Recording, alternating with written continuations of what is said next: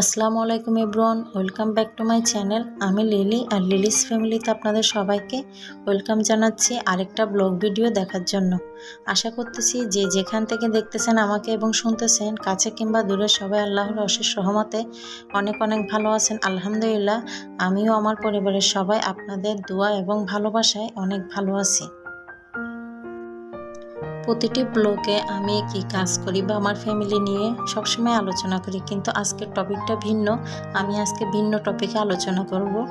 যেহেতু আসলে আমরা মেয়েরা বিয়ের পরে স্বামীর ঘরে যাই, স্বামীর সংসার করি, আর স্বামীর মা হচ্ছে আমাদের শাশুড়ি, কিন্তু আমার স্বামীর মা, এটা আমাদের মনে রাখতে হবে। আমি ইদানিং অনেক ভিডিওতে বা অনেক আপনার ব্লগ করে আমি দেখি যে সবসময় দেখি যে ওখানে শাশুড়িদেরকে নিয়ে বিভিন্ন ধরনের আলোচনা সমালোচনা বা কটূক্তিকর বা যে কোনো বিষয়ে শাশুড়িদেরকে ছোট করে বা বিভিন্নভাবে বিভিন্ন ধরনের কথা বা সমালোচনা করা হয়। বা অনেকে মনে করে যে শাশুড়িরা বড় ছেলেকে ফাঁকি দেয় বা ছেলেদেরকে ফাঁকি দেয় বা মেয়েদেরকে বেশি দেয়, এই ধরনের অনেক ধরনের মন্তব্য করে বা অনেক ধরনের সমালোচনা করে। আসলে এটা আমাদের একদমই ভুলে যাওয়া উচিত না। শাশুড়ি হলেও উনি মা, কারো না কারো মা। আমার শাশুড়ি কিন্তু উনি যে কারো মা। আমি আমার মাকে নিয়ে যেরকম সমালোচনা করি না, তেমনি আমি আমার শাশুড়িকে নিয়েও সমালোচনা করতে পারি না, অন্তত পক্ষে পাবলিক প্লেসে তো একদমই না। এটা কি উচিত? আমরা মেয়েরা বিয়ের পরে স্বামীর সংসার করি, কিন্তু এটা আমরা ভুলে যাই যে স্বামীটা কোত্থেকে আসছে, কে মানুষ করছে, কে পড়ালেখা করছে, কে বড় করছে, কে আদর যত্ন করছে। কিন্তু আমরা এই জিনিসটা ভুলে যাই, যখন আমাদের বিয়ে হয় আমরা স্বামী নিয়ে ব্যস্ত হয়ে পড়ি, মনে করি যে আমরাই সবচেয়ে বেশি স্বামীকে ভালোবাসি, তার মা তাকে ভালোবাসে না বা তার মা তাকে দেখতে পারে না। এটা কিন্তু আমাদের একদমই ভাবা উচিত নয়। আমি আমার মন্তব্যটা বলতেছি, এখন তো অনেক সময় অনেকের মন্তব্য দেখে ভিন্নতা আছে, কিন্তু আমি আমার জায়গা থেকে, আমার অবস্থান থেকে আমি আমারটা বলতেছি। আসলে আমি আমার মাকে নিয়ে ভাবি, আমার মাও তো কারো না কারো শাশুড়ি। তো যদি আমার ভাইয়ের বউ যদি আমার মাকে নিয়ে এই ধরনের সমালোচনা করে বা আমার মাকে ছোট করে পাবলিক প্লেসে, তাহলে আমার তো খারাপ লাগতেই পারে। তাহলে আমি যদি আমার স্বামীর মাকে বা আমার হাজব্যান্ডের মাকে বা আমার শাশুড়িকে এই ধরনের কথাগুলো বলি, তাহলে ওনারও মনে কষ্ট আসে। হয়তো বা উনি আমার সাথে সংসার করতেছে বা ঝগড়াঝাটি হবে বা সংসারে অশান্তি হবে দেখে উনি আমাকে কিছু বলবে না বা কোনো কিছু হবে না বা ঝগড়া করবে না, এমনটা হতে পারে, কিন্তু তাকে নিয়ে আলোচনা করাটা উচিত না।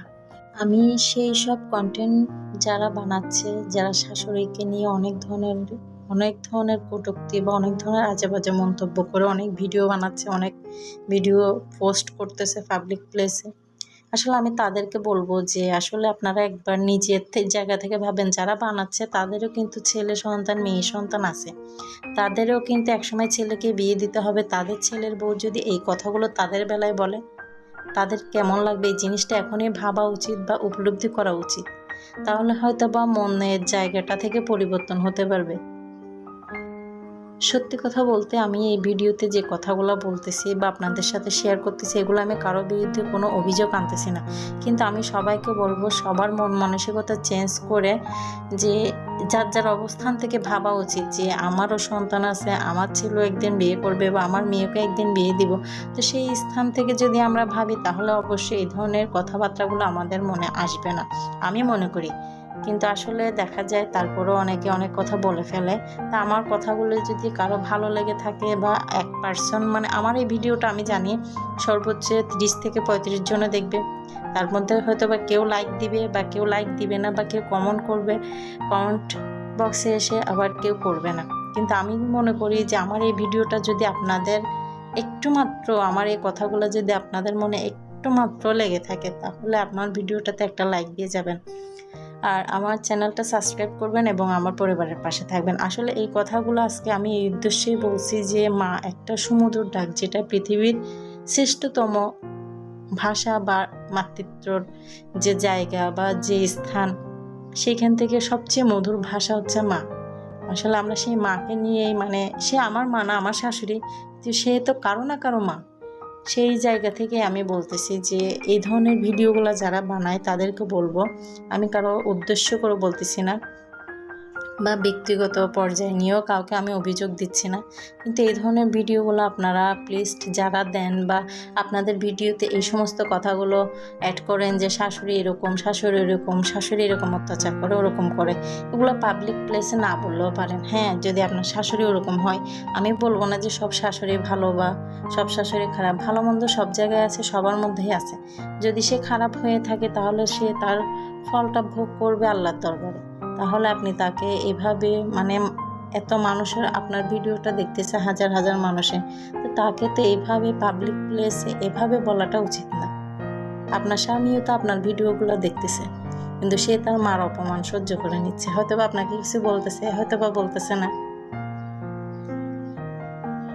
আমার এই ভিডিওর মাধ্যমে এই কথাগুলো বলা মাত্র শুধু মানুষকে এতটুকু মূল্যবোধ দেওয়ার চেষ্টা করছে। আমি হয়তোবা সবাই যারা এই ভিডিওগুলো বানাচ্ছে বা যারা দিচ্ছে তারা হয়তোবা আমার থেকে অনেক শিক্ষিত, অনেক জ্ঞানী গুণী মানুষ।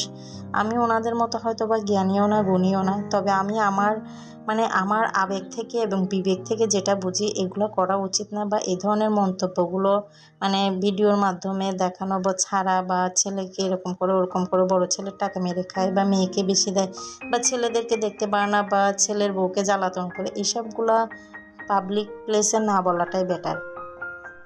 তো আমি আশা করব আমি যেটা বুঝাইতে চাইছি বা আমার ভাষার মাধ্যমে অবশ্যই যারা দেখবে তারা বুঝতে পারবে।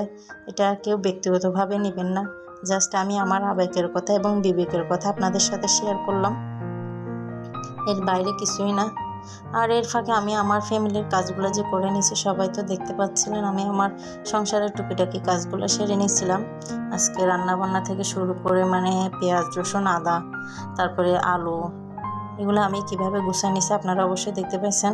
এভাবে খোলামেলা রাখলে অবশ্যই দেখা যায় একটু বাতাস লেগে জিনিসগুলো ভালো থাকে অনেক দিন পর্যন্ত। তা আমি এভাবে সংরক্ষণ করি আমার পেঁয়াজ, রসুন, আলু। তো আমার এই ভিডিওটা এখানেই শেষ করব। সবাই ভালো থাকবেন, সুস্থ থাকবেন। আল্লাহ হাফেজ। আসসালামু আলাইকুম।